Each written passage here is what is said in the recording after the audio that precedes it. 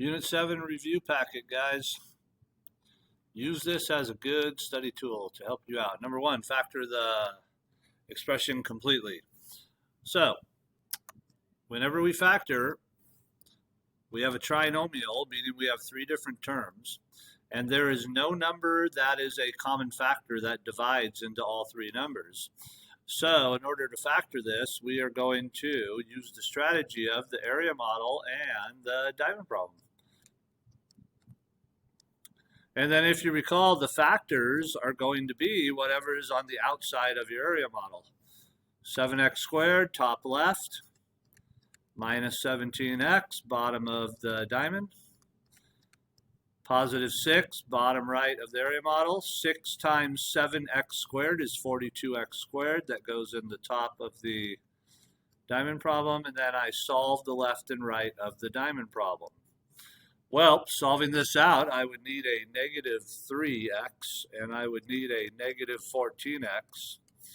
And the reason is because those two values multiply to make positive 42x squared, and those two values add together to equal negative 17x squared. Negative 3x, negative 14x.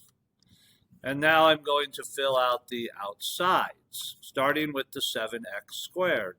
The outside left is going to be 7x. The outside top is going to be x. 7x multiplied with x makes 7x squared.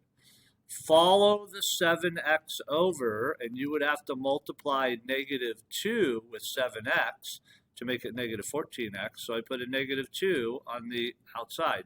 So one of my factors is going to be the parentheses x minus 2. The factors are what goes on the outside, okay? Follow the x on the outside top down, and you would have to multiply negative 3 with it to be equal to negative 3x. So I put a negative 3 on the outside left. So my other factor is 7x minus 3. There's my factors. X minus 2 multiplied with 7x minus 3. Moving on to number 2, we're factoring this expression completely. And hopefully you see right away that the first thing is that we have a common factor, and the common factor being 5. Meaning that I could multiply 5 into each term of my expression. Now when that happens, the 5x squared term just becomes x squared, minus the 80 expression becomes 16. So I have x squared minus 16. Now, I am going to rewrite that as a trinomial as x squared plus 0x minus 16. And then I'm going to incorporate the area model and the diamond problem just like I did in number 1 in order to figure out what my factors are. Once again, my factors are what goes on the outside parts of the area model. Okay, and I'm taking this term, this expression right here. X squared goes in the top left of the area model. The 0x goes in the bottom of the diamond problem.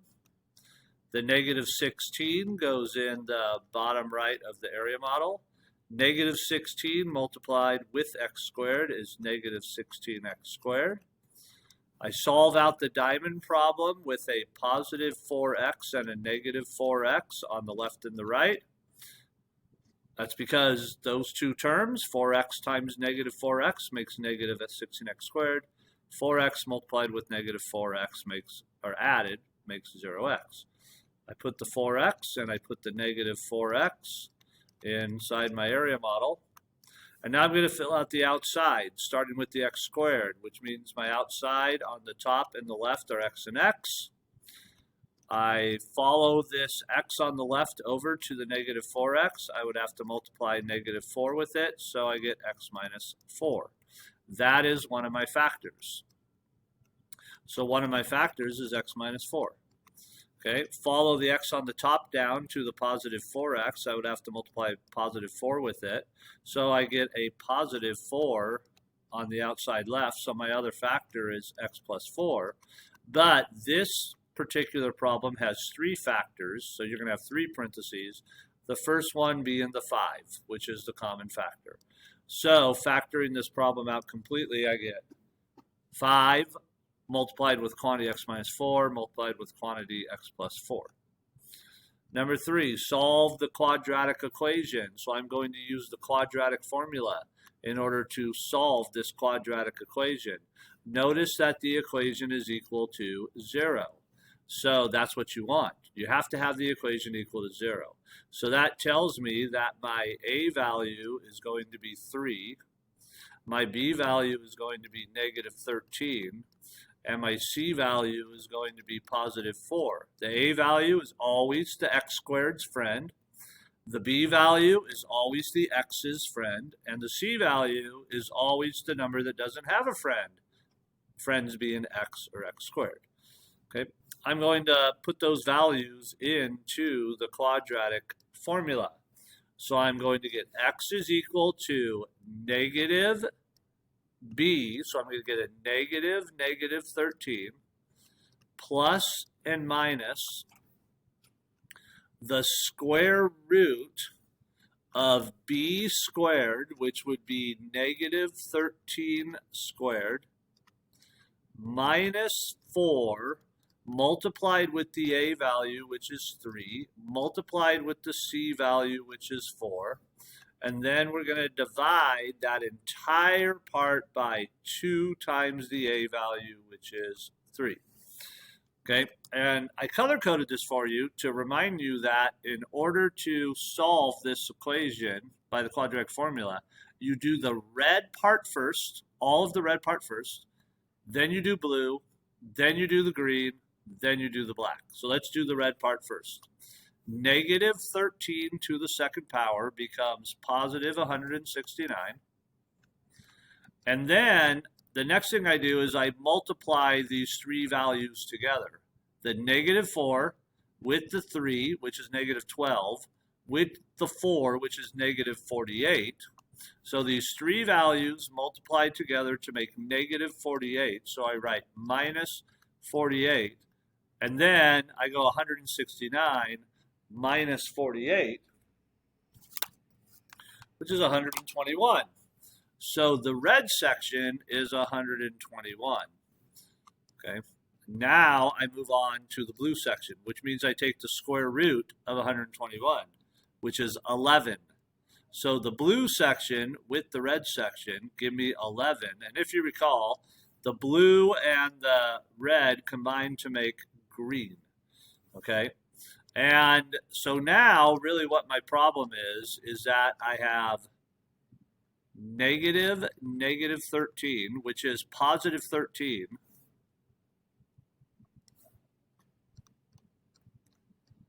plus 11 divided by 6.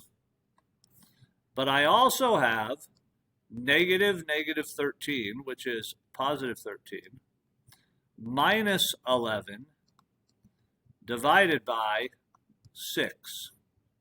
I work both of these out, simplifying them, and then I have my solution. So 13 plus 11 is 24.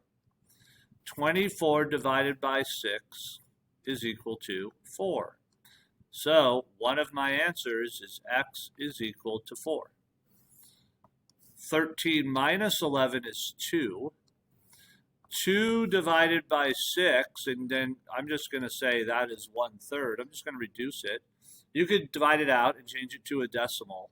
So my answers are x is equal to 4 or 1/3. Okay. And if you said 0.33 repeating for 1/3, that's fine. Number 4, same idea. We're going to solve the quadratic equation. But if you notice in number 4, the equation is equal to 5. Okay, you cannot say what A, B, and C are accurately until the actual equation is equal to 0. So I'm going to have to subtract 5 from both sides of the equation where I can. And you could see that that changes my equation to 2x squared minus 3x plus 2 is equal to 0. Now that tells me that my A value is 2, my B value is negative 3, and my C value is 2. I'm going to substitute those numbers into the quadratic formula.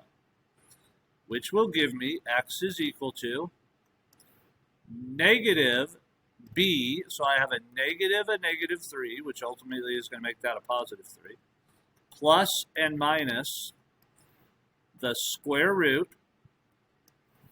of b squared, so that would be negative 3 squared. Make sure to put that negative 3 in parentheses, minus 4 times the a value, which is 2, times the c value, which is 2.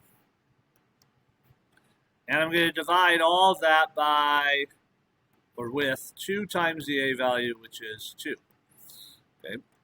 And now I work this out using the order of operations, which I've color-coded it for you. Red, then blue, then green, then black. Negative, let's do the red part first. Negative 3 to the second power is positive 9.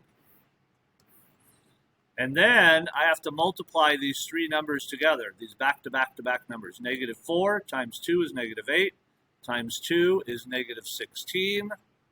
So those three numbers there multiply to make negative 16, and 9 minus 16 is negative 7.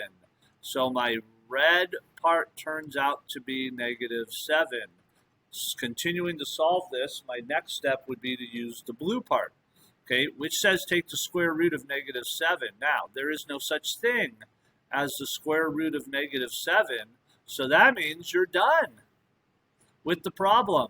And here's your answer. X is equal to negative, we're just going to simplify it a little bit, negative 3, so that means positive 3, plus and minus the square root of negative 7, and that's all going to be divided by 2 times 2, so that's going to be divided by 4. So there is my answer to number 4. That's as much as I could work out number 4. Okay, and the reason is because I cannot find the square root of a negative 7. Okay, that tells me that there is an imaginary solution to my equation. Okay, number 5, use special right triangles to solve for x. So I am going to term this given triangle, which, by the way, is a 30, a 90, and a 60-degree triangle. That is going to be termed the original triangle. Next to the original triangle, I am going to draw another 30, 60, 90 triangle with the angles in the exact spot as the original triangle. And I'm going to term that the new triangle. Okay, and on the new triangle, I'm going to write the pattern of the 30, 60, 90 special right triangle, which is 1, 2, square root 3. And then what I'm going to do is I'm going to write fractions. I have to write 2 fractions. I'm always going to write the fractions, the original triangle's values on the numerator, the new triangle's values on the denominator. I have to write 2 of them. Let's start with x. Notice that x in the original triangle corresponds with square root of 3 in the new triangle. So I'm going to write the fraction x over square root 3. Then I'm going to go back to the original triangle and notice that 18 square root 3 in the original corresponds with 2 in the new. So my other fraction is going to be 18 square root of 3 over 2. I set those 2 fractions equal to each other. I cross multiply. And then I use algebra to solve for x. X multiplied with 2 is 2x. 18 square root of 3 multiplied with square root of 3 is 54. Those 2 results are equal to each other, and then I would divide both sides with 2, so I get x is equal to 27. There's my answer for x. Same idea to solve for y. I'm going to go back, I'm going to write two fractions. Notice y in the original triangle corresponds with 1 in the new triangle. So I get y over 1. Then I'm going to use the 18 square root of 3 over 2 fraction in order to solve that there. So hang tight here. Okay, I'm going to cross multiply. Y with 2, that's 2y, and 1 with 18 square root of 3, and that's just 18 square root of 3. Those results are equal to each other, and then using algebra, I would divide by 2, both sides. So y would be equal to 2 divides into 18 to make 9, so I get 9 square root 3. There is my answer for y. Now, if you want to use a calculator and multiply that out, 9 multiplied with the square root of 3